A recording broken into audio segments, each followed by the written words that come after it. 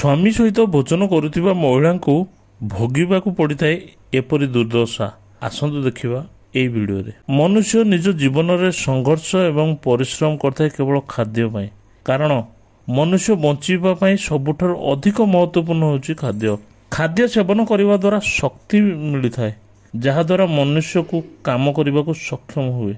सनातन धर्म रे भोजन पूर्व भगवान को प्रार्थना करिवार नियम रही। भगवान को धन्यवाद ज्ञापन करा जाय थाए। तेबे शास्त्र रे एहार अनेक कारण विषय मध्ये कुआ जायछि। शास्त्र रे एहा मध्ये कुआ जायछि जे भोजन बेले केउ सब भूल करिवा आदौ उचित नुहे। दर्शक बंधु, तेबे चलंतु सेही सब भूल विषय रे जानिबा एई वीडियो रे। नंबर 1, भोजन करिवा समय कथावार्ता करिवा उचित नुहे, बरं चुपचाप खाद्य को सम्मान करी उपभोग करी सेवन करिवा उचित। विज्ञान सम्मत कारण अनुसार कुआ जायछि, तेणु खाद्य खाइबा समय कथावार्ता करिवा उचित नुहे। नंबर 2, भूल रे भी कौनसी परिस्थिति रे काहारे ओइठा खाइबा उचित नुहे। आजिकल लोके बाहर खाद्य खाइबा समय निज सांग मान सहित खाद्य शेयर करथांती, जहा आदौ भल नुहे, कारण यह करिबा द्वारा उक्त व्यक्ति अशुद्ध विचार होइतिले सेही चिंताधारा आपणक ठारे मध्ये देखादेव। यह द्वारा आपण को काम बिगिड़ी जाइपारे एवं आपण को अनेक समस्यार सामना करबा पड़ता है। विज्ञान सम्मत कारण अनुसार अन्य व्यक्तिर ओइठा खाइबा द्वारा आपण को स्वास्थ्य बिगिड़ी पारे।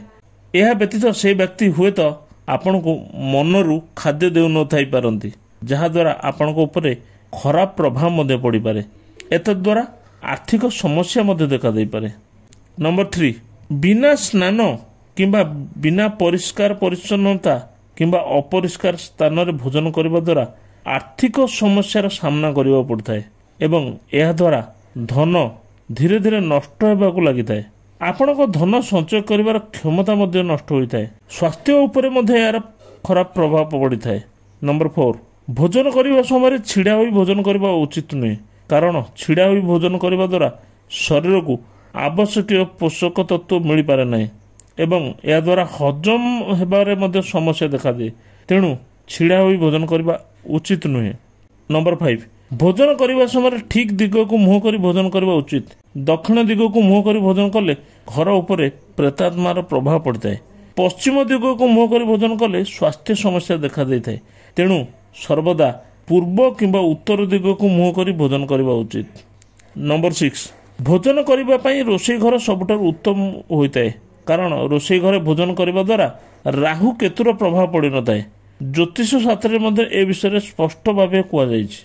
नंबर 7, अनेक समय स्वामी स्त्री साथी गोटे थाली रे भोजन करथांती, मात्र यह आदौ भल होई न थाए। स्वामी स्त्री साथी गोटे थाली रे भोजन करबा द्वारा दारिद्र्यतार बास करथाए, तेणु सर्वदा शास्त्र अनुसार ही भोजन करबा उचित, नचेत स्वामी स्त्री जीवन में समस्या देखा दे पारे एवं दुख मध्य आसी पारे। दर्शक बंधु, भिडियोटी जदि भल लगुच तेबे लाइक शेयर कमेंट करंतु। आगो को एपरि नुआ नुआ भिडियो देखिबा पई आम चैनल को सब्सक्राइब करंतु।